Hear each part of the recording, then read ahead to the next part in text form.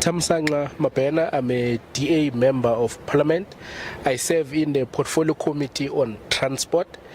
The Portfolio Committee on Transport has an oversight role over transport entities in South Africa, and the Passenger Rail Agency of South Africa, PRASA, is one of them.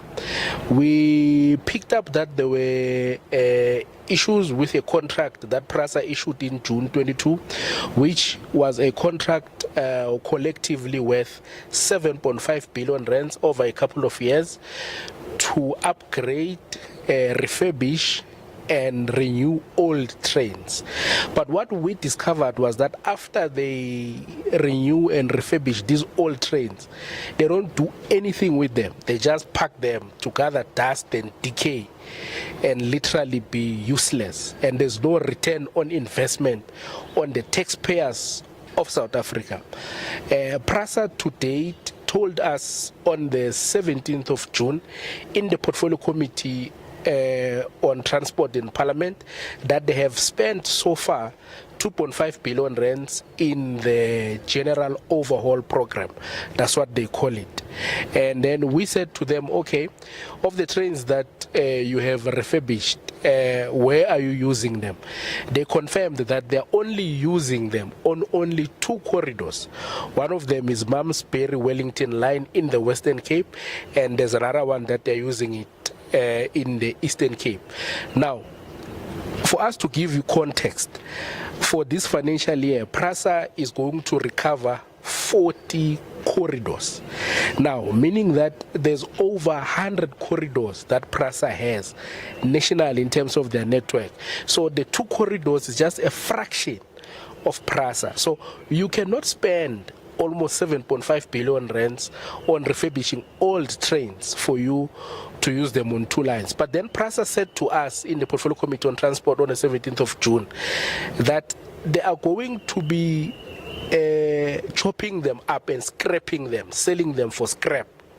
Literally, that's what the CEO said in that meeting. It's there on YouTube, you can go watch it, parliamentary YouTube channel, that they're going to scrap them for scrap. He said they have identified 590 coaches which are going to be scrapped, and so far they have scrapped 200 of the 590 coaches. He also said that there were African countries who were interested to buy those renewed trains from South Africa. We said you must do a comprehensive report and tell the Portfolio Committee to say which African country, give us the details and say Kenya wants to buy 2 trains, Swaziland wants 1 train, and how much are they willing to spend on those trains? Because we are going to spend 7.5 billion rands. But then another problem that we picked up on the 17th of September,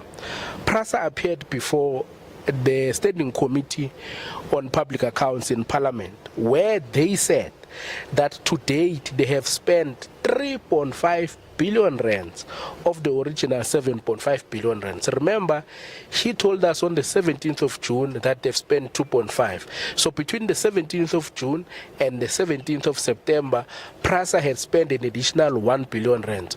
Whereas he gave us an assurance in the meeting of the 17th of June that PRASA has no intention to spend a cent more than they have spent of the 2.5 billion rand. So that is why we are here. Additionally, there is a Weber-Wenzel report by the law firm, which is a forensic report which was commissioned by the minister, which was investigating this issue as well.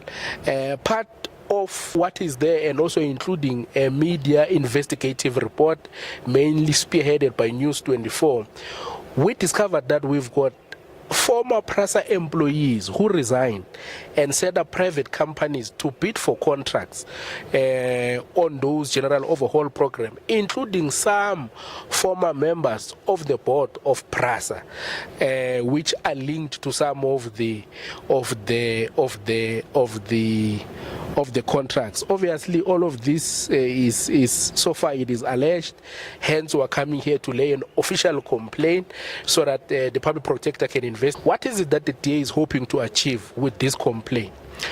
We want, when we receive the preliminary report from the Office of the Public Protector, we intend a letter to the President asking him to issue a proclamation for a special investigation unit to investigate with a view to arrest those people that have squandered all of these monies, because we believe that this is fruitless and wasteful expenditure. You can do so much more with that 3.5 billion rands. Our roads are in a state.